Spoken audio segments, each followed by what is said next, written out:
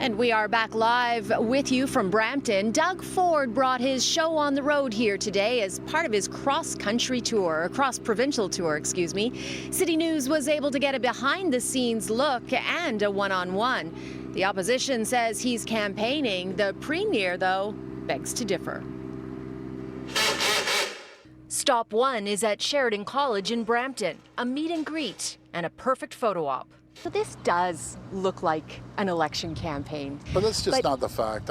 I'll tell you, Cynthia, you've seen me. I've been stuck in that bubble for 4 months. And if people think a premier should stay in one place and not talk to the people, I'm not that type of premier. When you get to talk to the real people, the frontline people, that's where you learn. So after that first stop, the premier came here to this school in Brampton. He has an hour to prep for his daily COVID briefing and announcement. And in this time, he's meeting with his comm staff, about 4 of them inside. They're giving him all the latest updates, and they're throwing every possible question they can think of at him before reporters do. Thank you so much, Emma. It's not easy to hear reporter questions over the phone. Pre-pandemic, these Q&As were always in person. Long-term care is a question that often comes up. About 1,800 vulnerable seniors have died of COVID-19 in Ontario.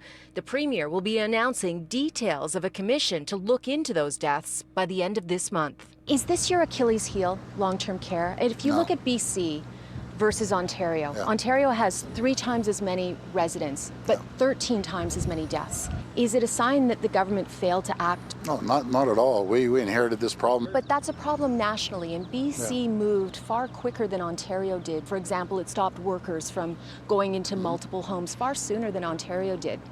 Did Ontario fail there? Well, they did. They had a lot more workers. I've talked to John Horgan about it. He gave me a lot of good advice. One of the most pressing issues the Ford government has to resolve is what back to school will look like. It seems like there's going to be a massive price tag to get kids back to school safely. Where's that money going to come from? Well, first of all, I'm not going to worry about the money throughout this crisis. I won't spare a penny to make sure the kids are safe in the classrooms. We're all going to work together with the teachers and school board trustees, and we'll come up with a solution that's going to work in different jurisdictions. I'm going to make sure that the kids, one way or another, are in the classrooms 5 days a week.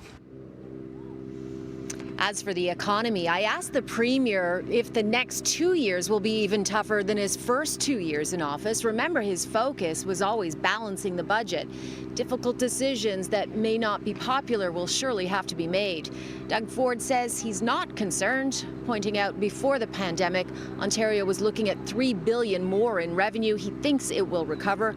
He also says if people bought more made in Ontario and Canada goods, it would mean billions more for the economy.